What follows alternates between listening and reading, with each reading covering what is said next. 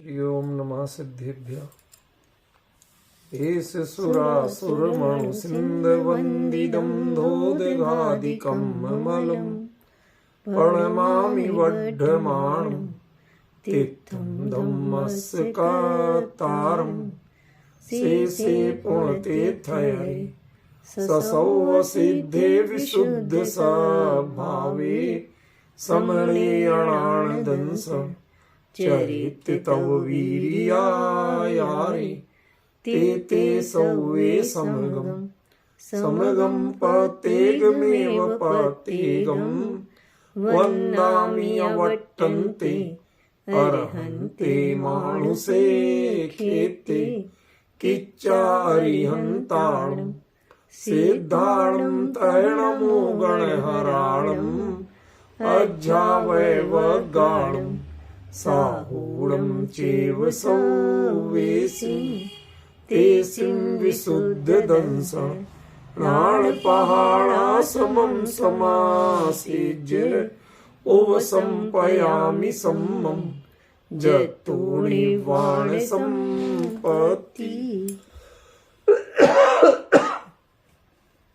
प्रवचन सार परमागम ज्ञान तत्व प्रज्ञापन महाधिकार गाथा 40 पृष्ठ 70। अत्थम अक्षणिवदिदम इहापो वेहिंजे विजानन्ति ते सिं परोक्षभूतम नादुमसक्कं तिपन्नत्तम। जो जीव कौन जीव? जो भगवान के भूत और भविष्यत की पर्यायों के ज्ञान को दिव्य मानते हैं, उसमें दिव्यता का अनुभव करते हैं, वो जीव कैसे हैं? अक्षणवदिदम अत्थम इहा पुव्वेम विजानन्ति। वह इंद्रियों के सामने आए हुए पदार्थों को इहा पूर्वक जानते हैं। अब यहाँ इहा के दो अर्थ आपको कल बताए थे। एक चारित्र मोहिनी के उदय से होने वाला जो इच्छा रूप परिणाम है उसका नाम भी इहा है, और एक अवग्रह इहा अवाय धारणा में जो इहा है उसका नाम भी इहा। ठीक है। तेसिम उनके परोक्ष भूतम, जो परोक्ष भूत है, मतलब यहाँ परोक्ष केवली के परोक्ष भूत नहीं कहा, केवली को कुछ भी परोक्ष नहीं, सब प्रत्यक्ष है। ज्ञानियों के भी परोक्ष भूत नहीं कहा। तेसिम उन छद्मस्थ जीवों के लिए जो परोक्ष भूत है, वह परोक्ष भूत क्या है? अतीत और अनागत की पर्यायें, दो तरह की पर्यायें, और तीसरी चीज जो अक्ष के सामने उपस्थित नहीं है, इंद्रियों से ग्रहण जिसका नहीं हो रहा है। ठीक है ना? ऐसे तीन तरह के जो पदार्थ हैं वो है परोक्ष भूत, और उन परोक्ष भूत को अनादुम असक्कम, जानना अशक्य है। ति ऐसा परिणतम कहा गया है। अब प्रभुविदम और परिणतम, इन दो चीजों में क्या अंतर है? पिछली गाथा में परुवेंती आया था, ठीक है ना? तो ये प्ररूपणा कौन करता है? छद्मस्थ करते हैं, केवली प्ररूपणा नहीं करते। करणानि योग में जितना विषय है उसका जो कथन शैली है उसको प्ररूपणा कहा गया। समझ गए? कहा ना, बीसम तु परूपणा भणिदा गुण जीवा पज्जति। इस प्रकार से जो जितने हैं उनको बीसम तो प्ररूपणा बढ़ेगा, 20 प्रकार की प्ररूपणाएं कही गई। तो थोड़ा यदि हम विचार करें इस शब्द पर, थोड़ा सा आप लोग शांति से सुन लेना, उत्तेजित मत होना। ये 20 यदि प्ररूपणाएं हैं तो ये 20 प्ररूपणाएं, ये जो नाम है उनका कथन है, ये प्ररूपणा है कि प्रज्ञापना है?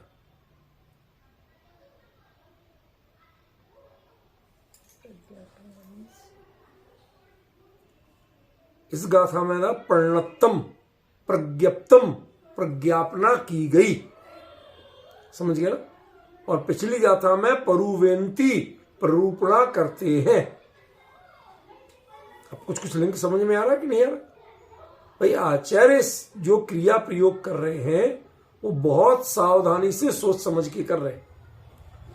आप कितनी सावधानी से समझ पा रहे हैं ये आपको समझना है।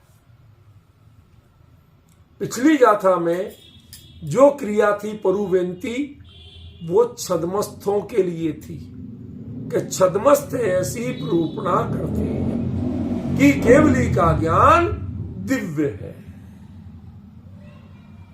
कल बताया था ना, ऐसी प्ररूपणा कौन करते हैं? छद्मस्थ करते हैं, केवली नहीं करते। लेकिन के छद्मस्थों को जो परोक्ष भूत हैं उनका ज्ञान शक्य नहीं है। ऐसा कौन कहते हैं? कि ऐसी परिणतम, ऐसी प्रज्ञापना की गई। यहां प्रज्ञापना शब्द है मूल और वहां प्ररूपणा शब्द है मूल। हम लोग असल में आचार्य के कथनों को हिंदी में पढ़ते हैं और हिंदी में वहां भी कहते हैं यहां भी कहते हैं। अब वो कहते हैं मैं समझ में क्या आए कि इसके पीछे भाव क्या था।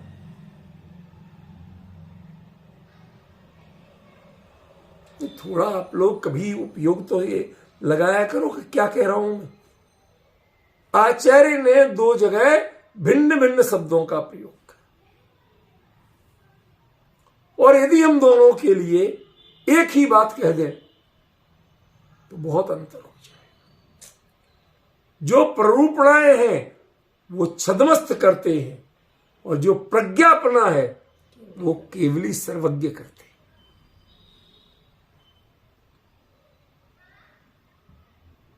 समझ रहे हो? तो 20 प्ररूपणाएं किसने की?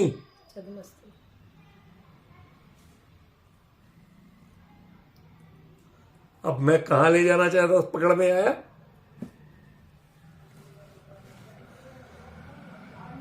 उनका नाम प्ररूपणा है, प्रज्ञापना नहीं है।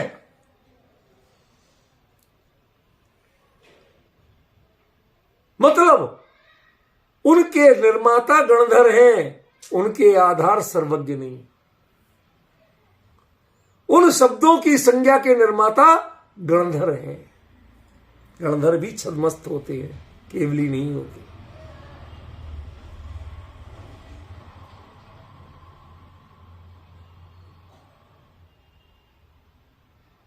रूपल बहन, जो लोग कर्णान योग के पीछे फिदा हैं उन्हें जरा सावधान हो जाना चाहिए। वो झूठा है, मैं ये नहीं कह रहा हूं, गणधर झूठ थोड़ी बोलते, लेकिन जो कुछ भी कथन है उसका आधार गणधर है, उसका आधार साक्षात केवली नहीं। क्यों? क्योंकि उनकी संज्ञा प्ररूपणा है, उनके लिए प्रज्ञापना नाम नहीं दिया गया। हमारे यहां जोर शोर से लगे हैं भाई, हम गुणस्थान पूरा सीखेंगे, कर्णान योग के पंडित बनेंगे। बन जाओ, हमें ऐतराज नहीं, लेकिन तुम गणधर के द्वारा कथित बात को सीख रहे हो, उसका आधार गणधर है, उसका आधार केवली नहीं है। ऐसा अंतर मैं इन दो शब्दों से निकाल रहा। मैं उसे मिथ्या नहीं कह रहा हूं, लेकिन वो शब्दावली सर्वज्ञ की दिव्य ध्वनि की नहीं है, गणधर की अपने हिसाब से बनाई हुई। समझिए, आचार्य कुंद कुंद जो साक्षात सर्वज्ञ को देख के आए थे, धर्म सभा में बैठ के आए थे, दिव्य ध्वनि सुन के आए थे, उन्होंने दो बातों में दो तरह की क्रिया का प्रयोग किया। जहां छद्मस्त कहते हैं वहां प्ररूपणा का प्रयोग किया, और जो केवली की ओर से कथन है वहां प्रज्ञापना का प्रयोग किया। हमारे यहां पर्णवणा सूत्र नाम सुना है? द्वादशांग में एक पढ़ना बड़ा सूत्र आता है, प्रज्ञापना सूत्र, लेकिन प्ररूपणा सूत्र कोई नहीं आता। पॉइंट समझ रहे? प्रज्ञापना सूत्र है लेकिन प्ररूपणा सूत्र नहीं। संकेत है, अभी अंतिम निर्णय मत समझना, और भी जान निकाल के आपको बताऊंगा, लेकिन आज आपको विचार का विषय तो दिया कि आचार्य यदि शब्द का फेर करते हैं तो उसके पीछे अर्थ का भी फेर होता है। उसमें कौन वक्ता है ये चीज निकालना पड़ेगी आपको, उसका आधार कौन है ये आपको निकालना पड़ेगा। इन दो गाथाओं में आगित क्रियाओं के आधार पर क्लियर है कि प्ररूपणा का आधार केवली नहीं है, जबकि प्रज्ञापना का आधार केवली। छोटी भी बात सीखी हो लेकिन सीखी ना, समझ में आई ना, क्लियर दी है ना आचार्य ने। जो जे थे वो उनके लिए कहा परुवेंती, और वो वाले जे जो है वो परोक्ष भूतमत्थम राधुम सक्कम, वो जान ही नहीं सकते हैं, ऐसा पर्णत्तम, ऐसा केवली ने कहा। मतलब समझ रहे हो? अभी खुलासा बहुत कुछ होना है इस गाथा में। क्या करूं, मेरी कमजोरी है, मैं जब चर्चा करने बैठता हूं तो ऐसा लगता है कि उन शब्दों में से मर्म निकलते ही चला आ रहा है, निकलते ही चला आ रहा है। मैं क्या करूं, वो रुकते ही नहीं, तो टाइम लग जाता है। मैं क्या कर सकता हूं इसमें? समझ में? देखो जरा, शांत मन से सोचना। जो प्रज्ञापना है वो केवली की है, और केवली कह रहे हैं कि जो प्ररूपण करते हैं मेरे ज्ञान को दिव्य, वो कौन कौन हो सकते हैं? सामान्य जीव से लेके गणधर तक सभी छद्मस्त, क्योंकि सभी भगवान के ज्ञान की, भगवान के व्यक्तित्व की स्तुति करते हैं कि नहीं करते? महिमा गान करते हैं कि नहीं करते? उनको दिव्य बताएंगे कि नहीं बताएंगे? भाई देव से दिव्य, तो जब सर्वज्ञ देव है, केवली देव है, तो उनका ज्ञान दिव्य हुआ। लेकिन ये कहने वाले कौन होंगे? केवली नहीं होंगे, छद्मस्त होंगे। इसीलिए उनके लिए प्ररूपणा शब्द का प्रयोग किया।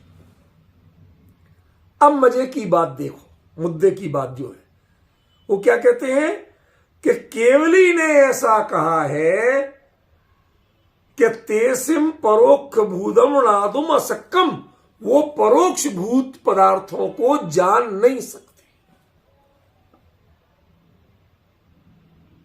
अब जरा मैं इसका कुछ आपके लिए दुविधा में डालता हूं, इसके विरोधी कुछ बातें दिखाता हूं। क्या होगा जब हम कुछ अपोजिट, भाई अपोजिशन हो ही नहीं तो मजा नहीं आता, विषय का खुलासा नहीं होता, थोड़ा अपोजिशन भी होना चाहिए, ठीक है ना? तो थोड़ी देर के लिए हम दुस्साहस करके क्षमा याचना पूर्वक कुंद कुंद के विरोध में खड़े होते हैं। अरे साहब कैसे नहीं जान सकते? गणधर 4 ज्ञान के धनी होते हैं कि नहीं होते? जो ऋजुमति है उनकी जगह उनको विपुलमति मना पर ज्ञान होता है, और विपुलमति मना पर ज्ञान अक्षय निपतित पदार्थ को नहीं जानता, मन में स्थित पदार्थ को जानता। वो आंख खोल के नहीं जानता उसको। अंतर समझ में आया? भाई आप तो कह रहे कि तुम परोक्ष भूत पदार्थों को जान ही नहीं सकते, तो हम तो जान रहे। अवधि ज्ञानी है, उसके अक्ष में इंद्रियों से गोचर नहीं हो रही वो चीज, लेकिन अवधि ज्ञान उसको जानता है कि नहीं जानता? द्रव्य क्षेत्र परिमाण लिए जाने जी स्वच्छ, और वो स्वच्छ प्रत्यक्ष जानते, परोक्ष भी नहीं जानते। अब आप तो कह रहे कि वो परोक्ष भूत को जान ही नहीं सकते, और ये तो जानते। प्रश्न समझ में आ रहा है कि नहीं आ रहा, पहले ये बताओ। जो थोड़ी देर के लिए कुंद कुंद के विरुद्ध में खड़ा हुआ हूं, वो बात समझ में तो आ रही कि नहीं आ रही? हवा हवाई तो नहीं है, समझ गया ना? कहां चार ज्ञान के धनी गणधर, वो भी बहुत सी परोक्षभूत पदार्थों को जानते, बहुत सी घटनाओं को जानते, बहुत सी बातों को जानते। आपने तो कह दिया वो परोक्षभूत को जान ही नहीं सकते। ऐसा केवली ने कहा, और वजन रख दिया, केवली ने कहा जान ही नहीं सकते। अब बताओ क्या सही है? दुविधा हुई कि नहीं हुई, पहले बताओ। ये दुविधा होना चाहिए, ये दुविधा आपको सत्य तक पहुंचाएगी, तब आपको सत्य की बारीकी समझ में आएगी। समझे? वो चक्रवर्ती के सामने यदि इस उंगली में सांकल बांध के पूरी अक्षौणी सेना खड़ी नहीं हो और सब उसकी उंगली हिलाते ही औंधे मुंह नहीं गिरे, तो कौन जाने कि इस उंगली में कितनी दम है। वो जब विरोध में खींचते खड़े होते हैं और औंधे मुंह गिरते हैं, तब समझ में आता है कि इस उंगली में बड़ी दम है। ऐसे ही ज्ञानियों के वचन में कितनी दम है। सामने आप सारे देवों को खड़ा कर दो, अवधि ज्ञानियों को खड़ा कर दो, मना ज्ञानियों को खड़ा कर दो, जो बिना इंद्रिय अक्षर निपतित नहीं है, उन पदार्थों को प्रत्यक्ष जानते। आप तो कह रहे साहब वो जान ही नहीं सकते, और वो तो जानते हैं। बात समझ में आई? प्रश्न समझ में आया या नहीं? पहले ये बताओ। प्रश्न जितना क्लियर होगा, उत्तर उतना बढ़िया समझ में आएगा। जब तक प्रश्न समझ में नहीं आएगा, जब तक उत्तर समझ में नहीं आएगा। ठीक है ना? बताओ, अवधि ज्ञानी परोक्षभूत पदार्थ है, दीवाल के उस पार, आंख तो दीवाल के उस पार जा नहीं रही, और वो अवधि ज्ञान का प्रयोग करके साफ बता देता है कि तुम्हें इस जगह खजाना गड़ा हुआ है। तो बोलो, उसने परोक्षभूत को जाना कि नहीं जाना? आप तो कह रहे जान ही नहीं सकते। रणा तो मसक्कम, जानना शक्य ही नहीं है, और वो तो जान रहे, छदमस्त थे, फिर भी जान रहे। तो फिर आप तो कह रहे परिणतम, ऐसा केवली ने कहा है। तो केवली भी अब क्या कुछ गड़बड़ बोल देते हैं क्या? अब बड़ी समस्या हो गई कि नहीं होगी? बताओ, एक बार समस्या खड़ी हुई कि नहीं हुई? होना चाहिए, अभी तो और होना चाहिए, तब समझ में आएगा इसका असली अर्थ क्या है। समझ में आएगा। अभी तो आपने अर्थ ही नहीं जाना इस गाथा का अर्थ क्या था। जो शब्दों में सुना था और आज के प्रश्न के बाद जो समझ में आएगा, तब आपको आंखें खुलेंगी कि वास्तव में अर्थ क्या था।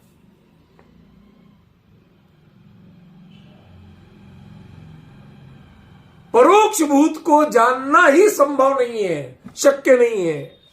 किनके लिए? तेसिम, उन छदमस्तों के। और हम कहते हैं हम तो साफ साफ जानते हैं। अब क्या उत्तर है? बताओ, काट बताओ इस प्रश्न की। हमने तो कुंद कुंद के विरुद्ध में प्रश्न खड़ा कर दिया कि अवधि ज्ञानी और मन पर ज्ञानी परोक्षभूत पदार्थों को बिल्कुल जानते। विपुल मोती तो कितना बड़ा ज्ञान है, सूक्ष्म से सूक्ष्म, उसको भी जान लेता है। क्यों जान लेता कि नहीं? तो फिर ये आचार्य ने बात तो कुछ कहीं ना कहीं चूक गए कहने में। इतनी जोर से नहीं कहना चाहिए था कि केवली ने कहा है कि वो जान ही नहीं सकते। खाम खामे केवली को और बीच में ले आए। अपने ही लेवल पर रखते तो जो कुछ, यदि मानहानि होती तो महाराज आपकी होती, अब आप केवली को और बीच में ले आए।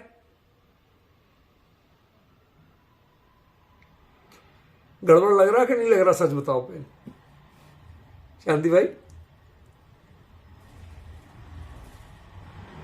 इस प्रश्न से ही इस गाथा का अर्थ खुलेगा।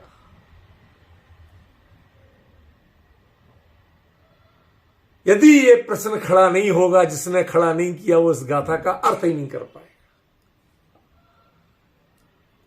What is the definition of जानना? What is the nature of ज्ञान? किसे कहते हैं ज्ञान? जानना किसे कहते हैं? अरे जिसमें उपयोग लगाना पड़े और उसके बाद उतने ही जाने, ना अतीत का जाने ना अनागत का जाने। और जिसे तुम प्रत्यक्ष कहते हो ना, अवधि ज्ञान मन पर जाए दो है देश प्रत्यक्ष। पहले जान लो कि उन्हें एक देश प्रत्यक्ष कहा। एक देश प्रत्यक्ष कहा माने थोड़े बहुत तो प्रत्यक्ष है कि नहीं? असल में प्रत्यक्ष कहा ही है नहीं। मतलब वस्तु की अपेक्षा प्रत्यक्ष कहा है, पर्याय की अपेक्षा प्रत्यक्ष नहीं कहा।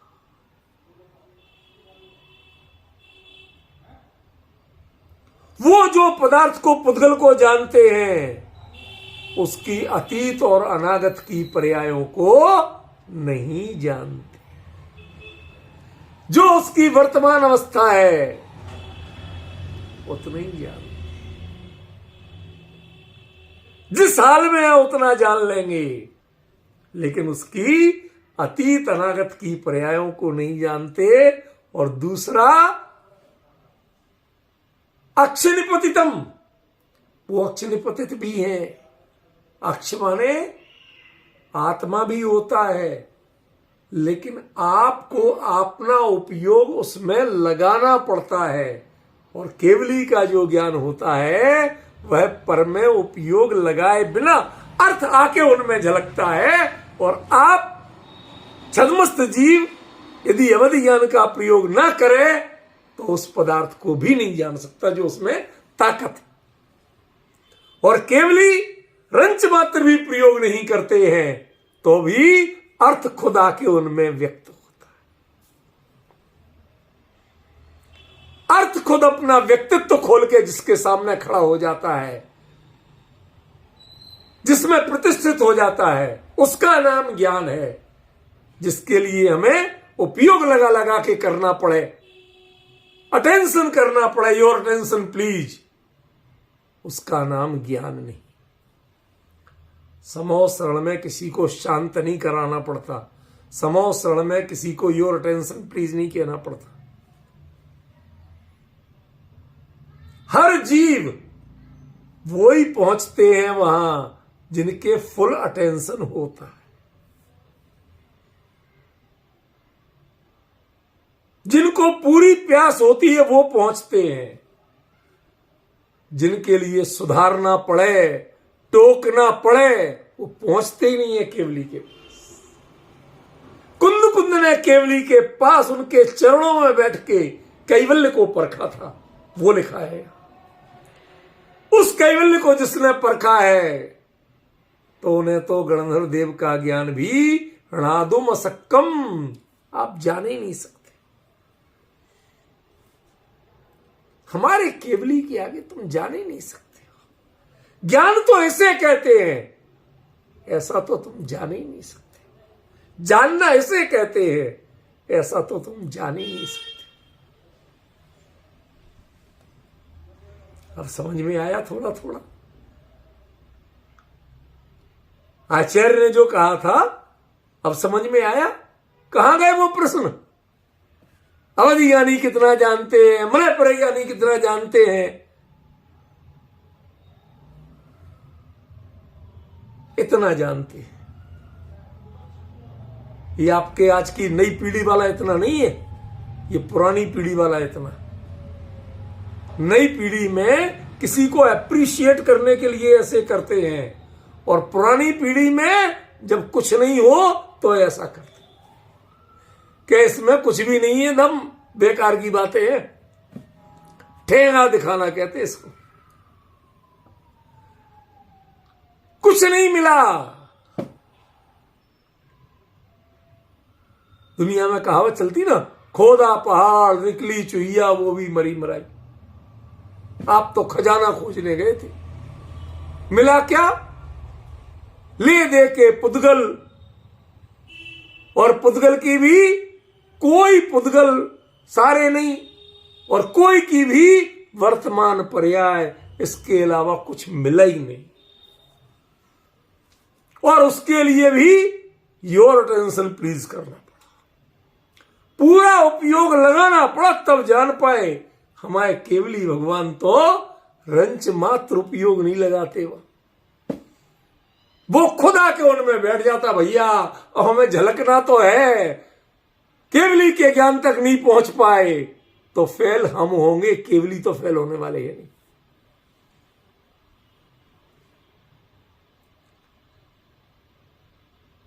इसलिए वो जाके ज्ञान में जाके विराजमान हो जाते हैं।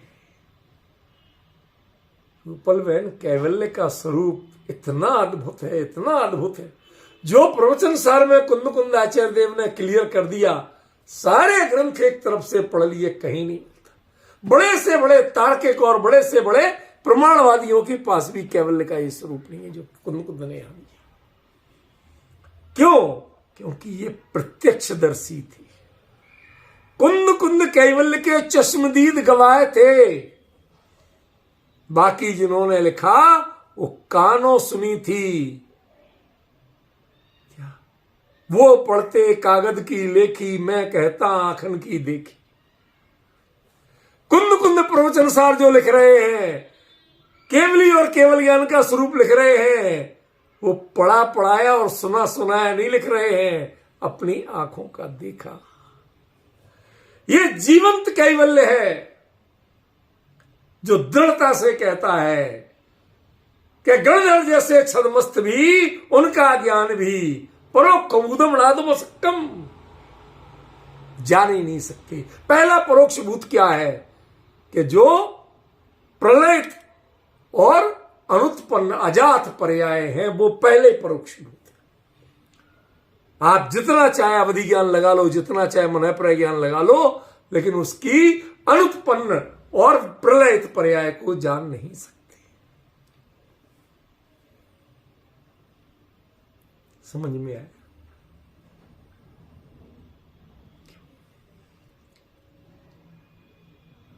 वीतरागी बने बिना पर का ज्ञान हो ही नहीं सकता। घबरा जाओगे, घबरा। बताऊं, थोड़ी झलक दिखाऊं। जिस जीव को आप अपने माताजी, पिताजी या कोई अत्यंत सगा गुरुजी, पता नहीं क्या क्या मान के और उनके चरणों की वंदना करते हैं, दिन रात सेवा करते हैं, अनादिकाल से किस किस गति में उनसे क्या क्या रिश्ते रहे, यदि पूरा जान जाओ तो ऐसा कर पाओगे? जिस पदार्थ को आपने बिल्कुल छने पानी से, सोला के तरीके से, शुद्धतम तरीके से, अटपहरा घी से जो बनाया है, वो परमाणु किस किस गति और किस किस दशा से होके गुजरे हैं।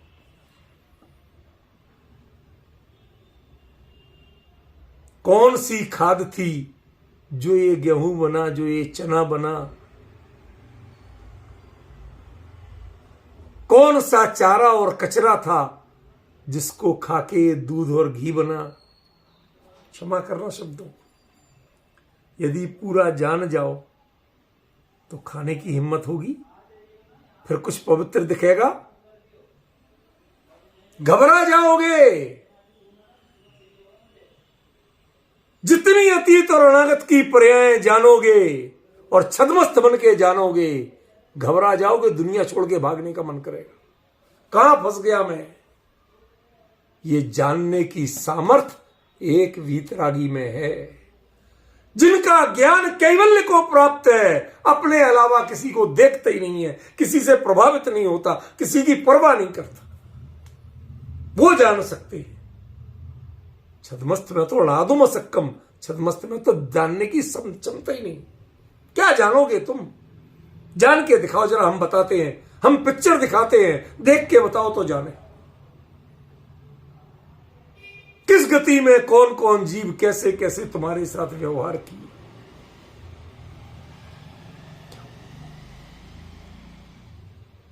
जानने के बाद यदि सीता का जीव रावण तीर्थंकर के जो बनेगा आगे, उसके गणधर के रूप में जब खड़े होंगे सामने हाथ जोड़ के, उस समय यदि सीता के हरण वाली पर्याय उन्हें ख्याल में आए तो वंदन होगा। शब्द ध्यान देना, क्या कहा? सामने तीर्थंकर विराजमान है, वीतरागी व्यक्तित्व विराजमान है, पूरा समोसरण लगा हुआ है, 100 इंद्र नमस्कार करें, गणधर भी नमस्कार करें, लेकिन गणधर नमस्कार करते समय यदि एक समय को अपनी अतीत की पर्याय और उसके व्यवहार, कैसे इसने मेरा अपहरण किया था, किस भावना से लेके गया था, उपल बहन जुड़ेंगे हाथ, गणधर की पात्रता प्रकट होगी। गणधर की पात्रता तीर्थंकर परमात्मा के प्रति अनन्य बहुमान से अनंत बहुमान के बाद प्रकट होती है। एक रंच मात्र भी अश्रद्धा का भाव हो, विपरीतता का भाव हो, तो गणधर की पात्रता प्रकट नहीं होती। समझ गए? द्वादशांग का ग्रहण, दिव्य ध्वनि का ग्रहण नहीं कर सकते आप। और सीता का जीव जब उनका गणधर बनेगा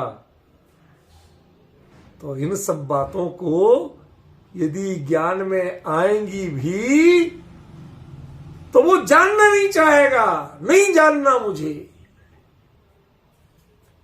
मुझे वर्तमान तक सीमित रहने दो। यदि भूत भविष्य को जानूंगा तो मैं विचलित हो जाऊंगा। छदमस्त का ज्ञान यदि भूत भविष्य को जितना जानेगा, परोक्ष भूत को जितना जानेगा, उतना ही डिस्टर्ब होगा। ध्यान रखना, वह सहज नहीं रह पाएगा, वह ज्ञान रूप नहीं रह पाएगा। उसकी जानन सामर्थ्य कांप उठेगी।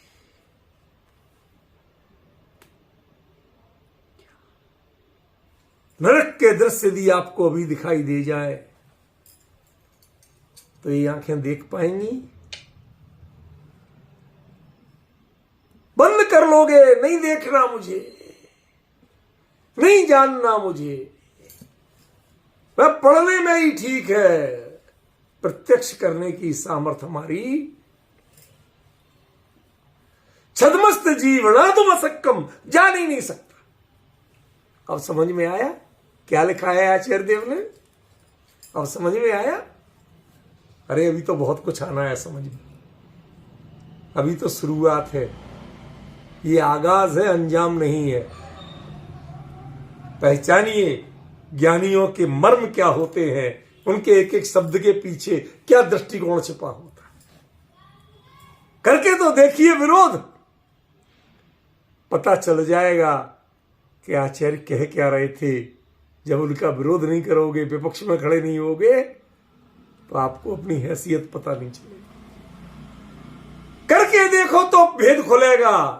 जब तक करके नहीं देखोगे तो सारे चक्रवर्ती के जितने सेना नायक थे वो मानते थे 6 खंड को जीतने वाले तो हम ही हैं।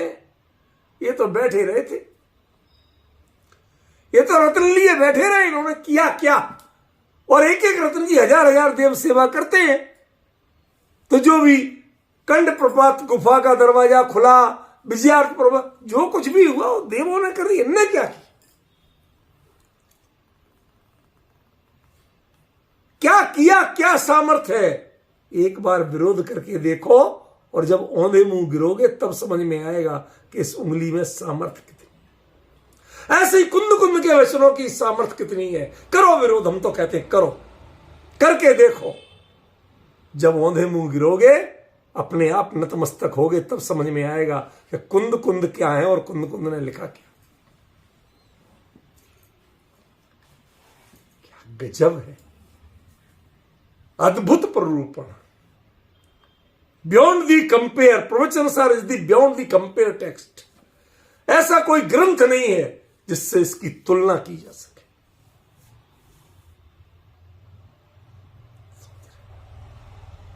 आचार्य ने असंभव शब्द का प्रयोग नहीं किया, अशक्य शब्द का प्रयोग किया। ज्ञान की पर्याय तो यही है, एक बार यह कैवल्य को प्राप्त कर ले, सब कुछ जान सकते। असंभव नहीं है, लेकिन तेसिम असक्कम, ये इनके लिए अशक्य है। कौन, किनके लिए? छद्मस्थों के लिए। जब तक तुम्हारा ज्ञान छद्मस्थता को प्राप्त है, जब तक तुम्हारा ज्ञान आश्रय की वृत्ति को नहीं छोड़ता है, पराश्रय की वृत्ति बनी हुई है, चाहे इंद्रियों का आश्रय हो, चाहे अर्थ का आश्रय हो, ये जब तक बना हुआ है तब तक आपका ज्ञान कैवल्य को प्राप्त नहीं। ज्ञान तो अकेले केवलियों का होता है। ये कोई ज्ञान है जो तुम जानते, इसे कोई ज्ञान कहते हैं? सचिन, ये मुंह और मसूर की दाल जानता है क्या मतलब होता है इसका? वो मुहावरा है ना, ये मुंह और मसूर की दाल। कभी जानते हो इसका मतलब क्या होता? बताया था ना एक बार, याद है?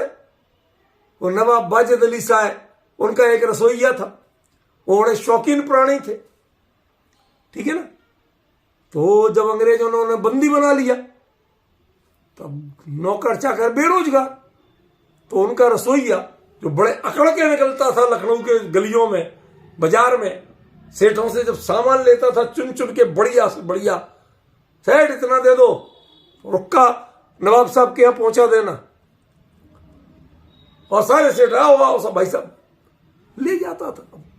अब वो बेरोजगार घूम रहा सिर झुकाए, तो सेठ ने कहा ये बढ़िया मौका है। अभी तक नवाब साहब मौज करते थे इसके हाथ के पकवानों पे, अभी बेरोजगार है, हो सकता है कम में कर ले नौकरी। कहा भाई अब तो तेरे नवाब साहब गए, नवाबी गई, हमारे यहां करेगा नौकरी? कर लेंगे सेठ जी, क्या करें, पेट तो पालना है, चलो घर।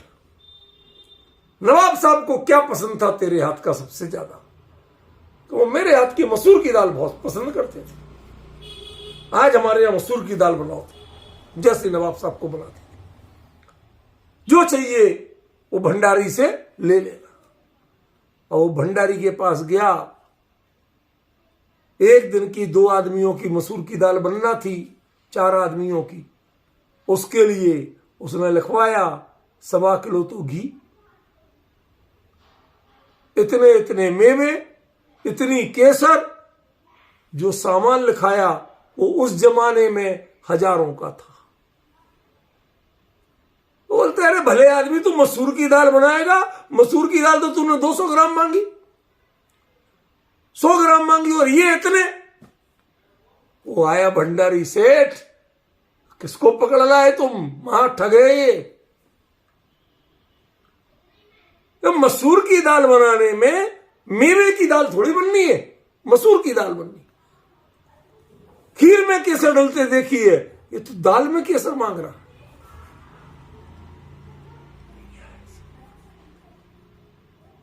सेठ ने जब पूरी लिस्ट पढ़ी कि ये मांग रहा मसूर की दाल के लिए, कहते भाई तुम मसूर की दाल बना रहा, क्या कर रहा? समझ गया, कहते हूं ये मुंह और मसूर की दाल, तुम क्या खाओगे मसूर की दाल? मसूर की दाल तुम्हारे वाजिद अली साहब खाते थे। अब डिफरेंस समझिए, इस मुहावरे का अर्थ क्या था? ये परापेक्षी वृत्ति और ज्ञान कहते हो अपने आप को। ज्ञान तो हमारे केवली का होता है, तुम क्या जानो ज्ञान किसे कहते हैं। अब समझ में आया क्या कह रहे हैं आचार्य देव? तेसिमणादुम सक्कम, वो जान ही नहीं सकते। गजब है, हम साफ जान रहे हैं, चार चार ज्ञान के द्वारा जान रहे हैं, जिनमें दो तो प्रत्यक्ष भी। कहते खाक प्रत्यक्ष, अक्ष की उपेक्षा करके जो प्रत्यक्ष होता है उसे प्रत्यक्ष नहीं कहते। जो पुद्गल का ज्ञान तुम करते हो वो आत्मा की उपेक्षा करके ही होता है। आत्मा की अपेक्षा करते हुए उस पुद्गल का ज्ञान नहीं होता। अवधि ज्ञान और मन पर ज्ञान में जितना पुद्गल का प्रत्यक्षपना होता है वो स्वरूप की विराधना से होता है, स्वरूप को दूर करके होता है, स्वरूप की सापेक्षता से। अरे तुमसे अच्छा तो छद्मस्त ज्ञान श्रुत ज्ञान है, जो अनुभवी जीव के जो श्रुत ज्ञान की पर्याय है वो स्वरूप की सापेक्ष तो हो जाती है। तुम्हारा अवधि ज्ञान और मन पर ज्ञान तो कभी स्वरूप के सापेक्ष नहीं हो पाता। किस पे अकड़ रहे हो? काय का प्रत्यक्ष है? जिसने अक्ष को छोड़ दिया वो प्रत्यक्ष कैसा? क्या शब्द किया सचिन? जिसने अक्ष को छोड़ दिया वो प्रत्यक्ष कैसा है? यहां तो प्रत्यक्ष वही होता है जिसमें अक्ष बसता है। यहां अक्ष माने इंद्रिया नहीं है, अक्ष माने गायक भगवान आत्मा।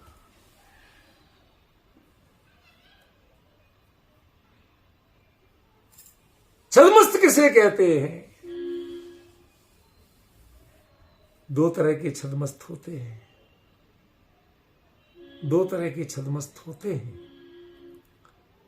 एक तो वो जो स्वरूप को जानते ही नहीं है, मात्र क्षुद्र क्षोभसम के खिलाड़ी हैं। और दूसरे वो कि जो स्वरूप को जानते तो हैं पर टिक नहीं पाते, उसे जानते हुए भी अपना नहीं पाते। बहुत सी चीजें होती हैं जिन धर्म की आप जानते हैं, क्या हर चीज को फॉलो करते हैं? बताइए ना। बहुत सी चीजें आप जानते हैं, क्या हर चीज को फॉलो कर पाते हैं? नहीं कर पाते। तो जानने का मतलब क्या है? क्षुद्र क्षोभसम को जानना कहते हैं क्या? यदि ज्ञायक को आप जानते हैं, अनुभवते हैं, निजानंद रसलीन उस अनुभव को यदि आपने जाना तो उससे बाहर आए क्यों? क्षण भर को उधर जानते हो और मन भर को इधर भटकते हो। आप कैसे ज्ञानी हो? हमें समझ में नहीं आ रहा। क्या कैसे ज्ञानी हो? हमें समझ में नहीं आ रहा। आज बहुत से ऐसे पंडितों की फौज खड़ी हुई है जो गलत बात के समर्थन के लिए सारे तर्क लगाते हैं, जो जानते हैं जिस पद के योग्य जो व्यक्ति नहीं है, उसके बावजूद उसके लिए तर्क और कुतर्क लगा लगा के कभी पंचम काल कहते हैं, कभी कुछ कहते हैं। समझ गए ना? और उनकी बहस करने को तैयार हैं। कौन है ये? जो जिनागम के ज्ञान की विराधना करने वाले लोग। आराधक नहीं है, अपने आप को श्रुत के आराधक कहते हैं। आप आराधक का अर्थ जानते हो? आराधक किसे कहते हैं?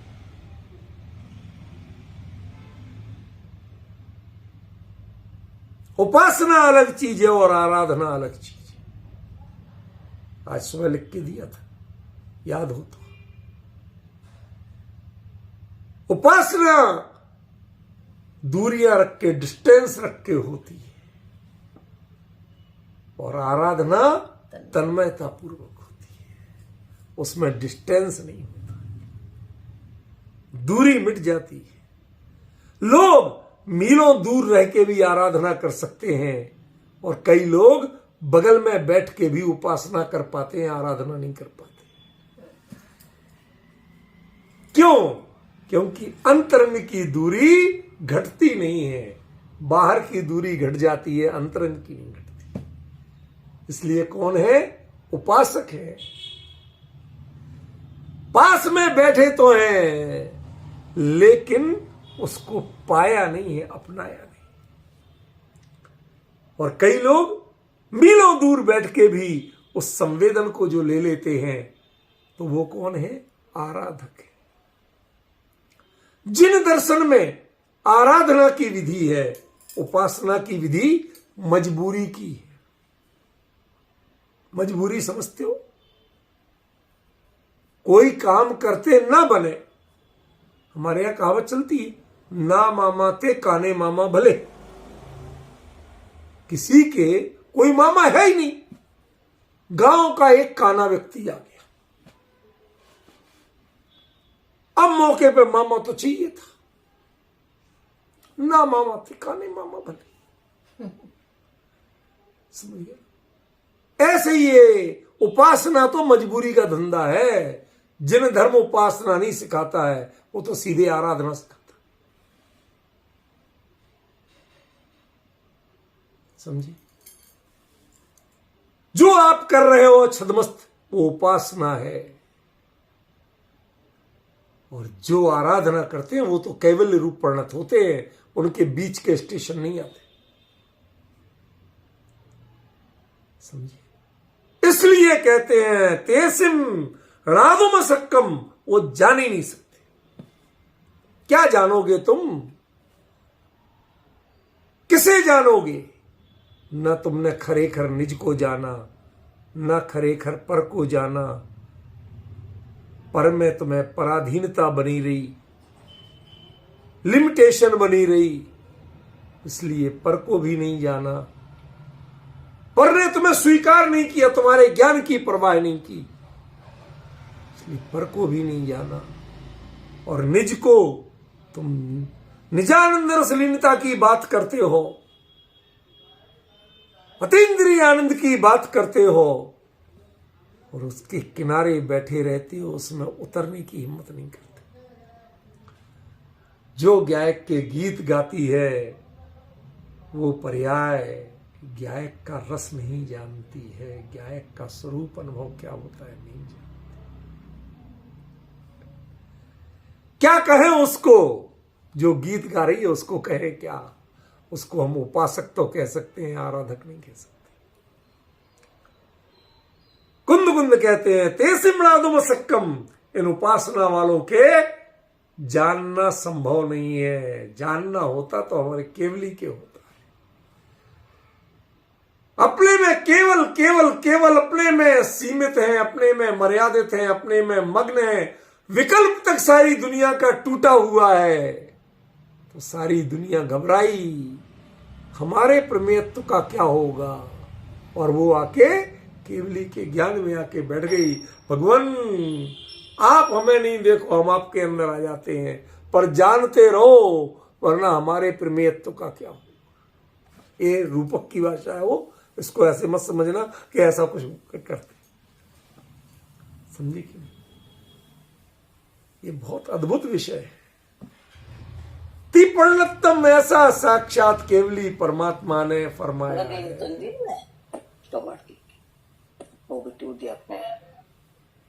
हमारे भरोसे है क्या बीतना देना लेना चाहिए। अच्छी मेरी बुद्धि को बात समझ में आ रही है नहीं? मेरी को अच्छी का भी सकती है सारे।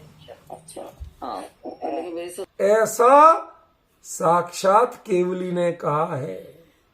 कुंद कुंद जानते थे कि गणधर पर कमेंट्स करने वाले कुंद कुंद कौन होते हैं।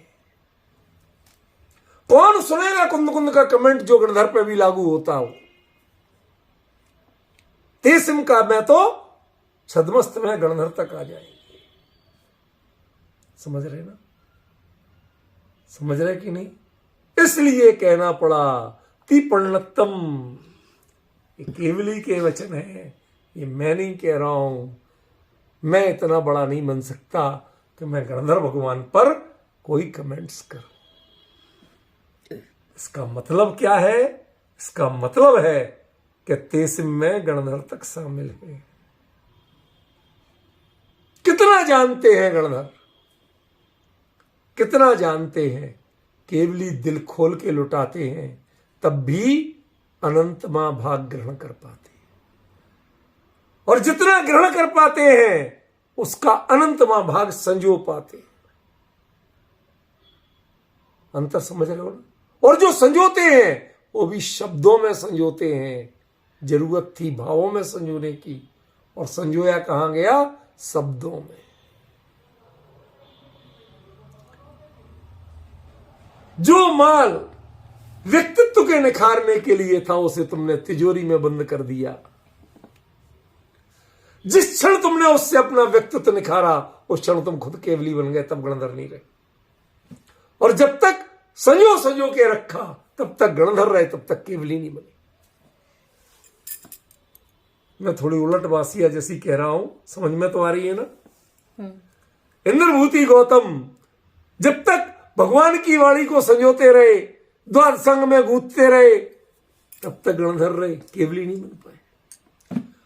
माल वही था, मर्म वही था, संजोना यहां था, संजोया यहां।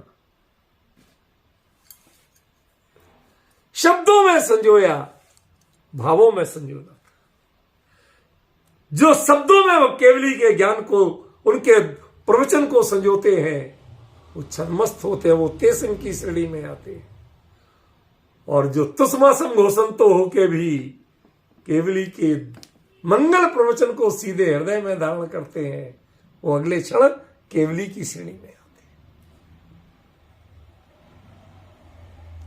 क्षुद्र क्षोभसम के बल पर जितना चाहे उघाड़ हो क्षोभसम का, जो क्षुद्र क्षोभसम के बल पर जानने का गर्व करते हैं, उनके लिए कुंद कुंद साफ कहते हैं। तेसी मृदुम सक्कम, वो जानने के पात्र ही नहीं है, वो जान सकते ही नहीं। क्या जानते हो आप बताओ मुझे? शतावधानी हो, सहस्रावधानी हो, लक्षावधानी हो, तुम्हारा अवधान कहां है? उपयोग कहां है? पर उपयोग है। जिन शासन में जो उपयोग पर में भटकता है उसकी कीमत पता कैसी है रूपल बहन? जैसे किसी कुलवधू के सौंदर्य की प्रशंसा सारा गांव करता हो, लेकिन उसका अपना पति नहीं करता।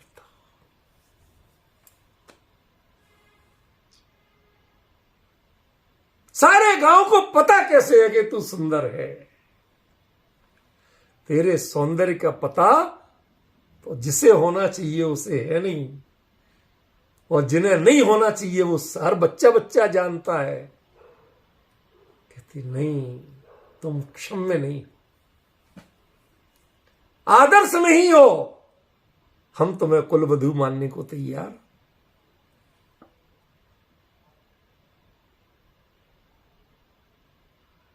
तुम्हें पता गांव का, तुम्हारे बारे में गांव कैसे जानता है? तुम गांव को कैसे जानते? तुम्हें पता तो अपना होना चाहिए।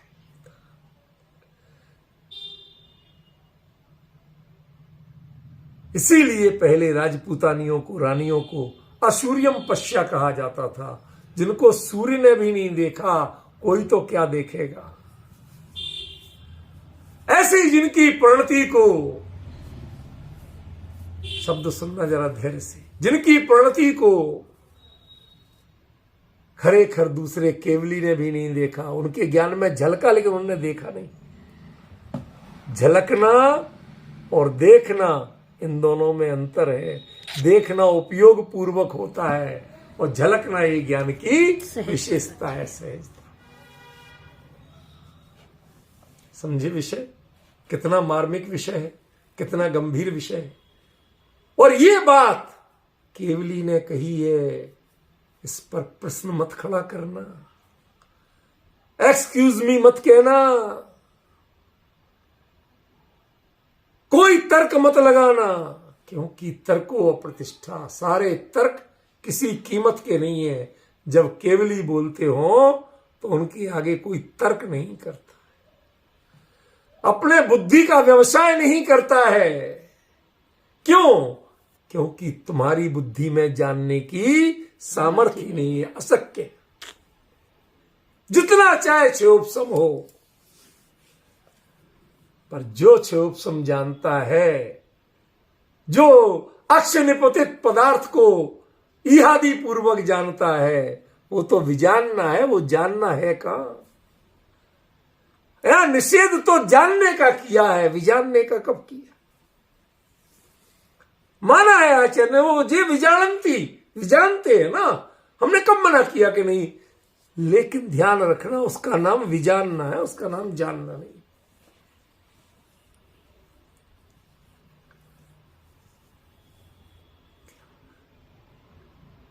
कभी सुना है, एक शब्द चलता है, शूद्र जल का त्याग। चलता है ना? आज आपको एक रहस्य बता दूं, इसके दृष्टांत रूप में कह रहा हूं। शूद्र जल के त्याग का मतलब क्या होता है? लोग आज जानते ही नहीं है, लोग जात पात इधर उधर की बेमतलब की बातों में लेते हैं। शूद्र जल के त्याग का मतलब, पहले जानवर के चमड़े से बनी एक बड़ा सा थैला होता था, छोटे से मुंह वाला, उसको मशक बोलते थे।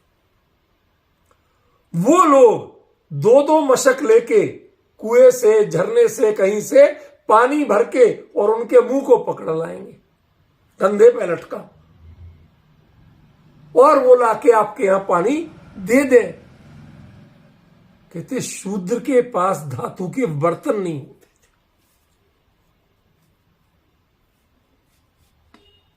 उनके यहां तो यही मरा चमड़ा चलता था, और मरे चमड़े का पानी पियोगे क्या? इसके लिए शूद्र जल का त्याग कहा था। हमने शूद्र किसको समझ लिया? शूद्रता क्या थी? जिसने संस्कार को नहीं समझा, जिसने पवित्रता को नहीं समझा, वो शुद्धता थी। पीने जैसा पानी और चमड़े जैसी बदबूदार चीज में रख के लाया, हम कैसे मान लें कि पवित्र है? समझिए, ऐसे ही तुमने चैतन्य का निधान, वह ज्ञान, और उस ज्ञान को तुमने रखा कहां? इंद्रियों के निपतित पदार्थ में लगाया, या पूर्वक लगाया। ये मशक में रखा हुआ पानी है। ज्ञानियों के इसका त्याग होता है। अब अंतर समझ में आया? पात्रता प्रकट करो पहले, जिसमें रखा हुआ जल ग्राह्य हो। पात्रता प्रकट करो पहले, जिसमें बसने वाला ज्ञान ज्ञान हो।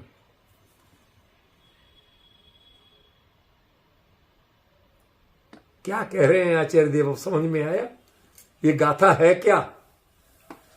आज समय हुआ, 1 घंटे का मर्म और है इसमें बाकी, वो कल चलेगा। आज समय का उल्लंघन हम नहीं करना चाहते।